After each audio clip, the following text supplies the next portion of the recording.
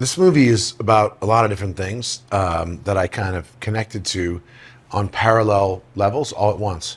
Uh, Matt, Damon, and I had been planning on starting a new company. This ended up calling it Artist Equity. That was really designed around rewarding and compensating artists in front of and behind the camera in a different way, and making films differently that would be more conducive to doing the kind of work we wanted to do. And then I got this story, this script about a company that eventually made the decision to change the way it both compensated an athlete, in this case, probably the greatest athlete in modern history, or greatest competitor for at least, uh, and also the way it connected him and his identity to what they were selling.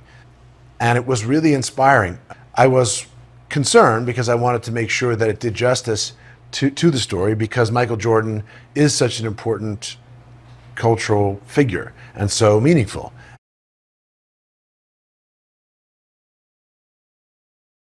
The story was about something that I hadn't even anticipated, and it really moved me.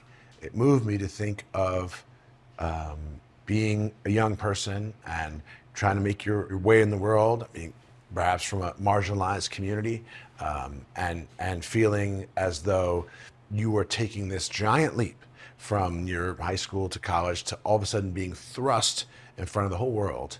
I thought that young man, all those young men, would have to, and young women, would have to rely on parents that were really meaningful and important. And I thought, no one loves you more than your mother. So I realized that that was really the protagonist of the story, that the hero of this story would be Deloris Jordan, and that she would be emblematic of many, many mothers who have done this kind of work and sacrifice and this kind of dedication.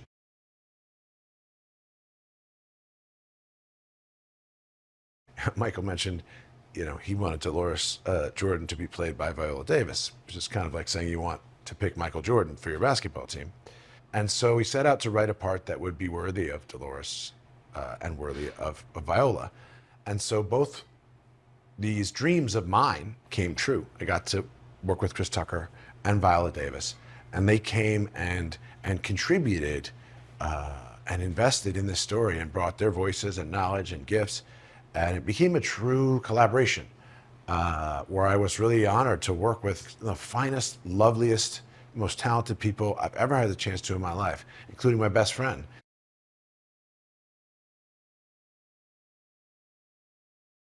Nike was the first company to really embrace the notion that the athletes who delivered the value, who represented the meaning and the value that they were mingling with their brand, deserved to be compensated in a way that was commensurate with the value they were delivering.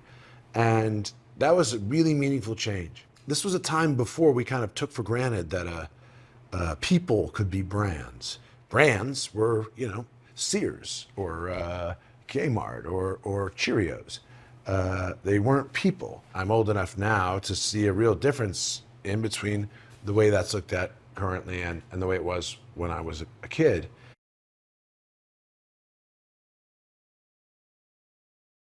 Part that I got really into in the course of making this movie was sneaker culture.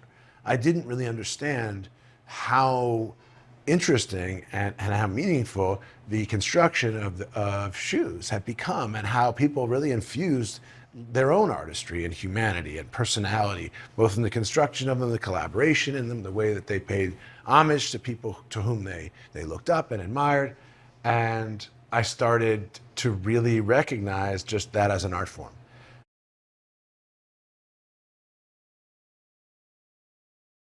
I wanted to make movies, if I could, that would touch people, that would affect them in some way. It's the beauty of this art form that it transmits as best a feeling. Movies should move us at their best. There's a reason why I love doing this. It should be entertaining. You should like it. You should have fun. You should love going to the movies. I love it. And I wanted to do something that respected that and also played to a whole audience. I think that's reflected in the movie. So I hope you'll get that experience.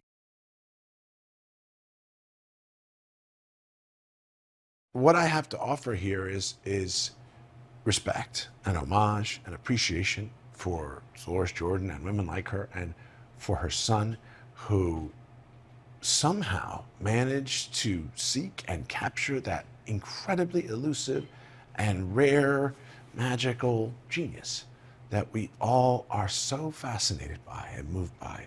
And somehow that tells us, maybe I can do something that seems too hard for me to do.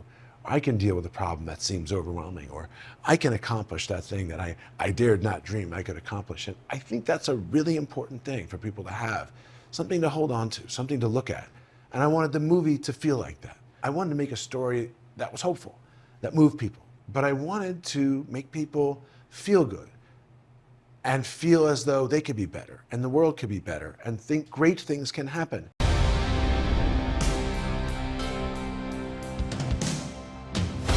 You got a name for it? Air Jordan. I don't know. Seriously? Maybe it'll grow on me.